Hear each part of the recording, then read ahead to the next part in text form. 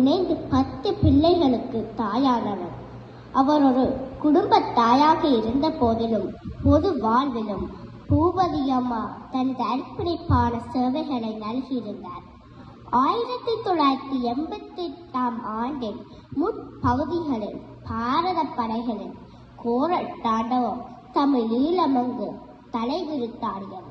குறிப்பாக கிழக்கு மாகாணத்தில் மட்டக்களப்பு, அம்பாறை மாவட்டங்களில் கொள்ளைவரி படைகளின் மனித படுகொலைகள் தொடர்கதையாகின. பெண்கள் பெற இந்தியா அராஜக படைகளால் பால் வன்புணர்வுக்கு உட்படுத்தப்பட்டு கொலை செய்யப்படுகிறார்கள்.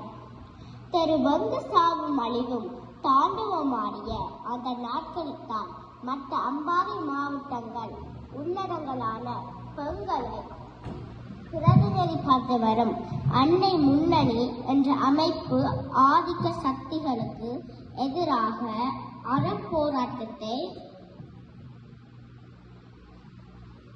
முன்னெடுக்க துணிந்தது.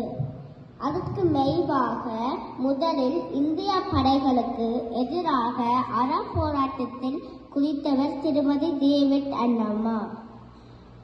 ஆனாலும் இந்திய படைகள் டேவிட் அன்னம்மா அவர்களது அறப்போராட்டமான உண்ணாவிரத போராட்டத்திற்கு பல்வேறு நெருக்கடிகளை ஏற்படுத்திய தன் விளைவாக டேவிட் அன்னம்மா தனது உண்ணாவிரத போராட்டத்தை நிறுத்த வேண்டிய நிர்பந்தம் ஏற்பட்டது.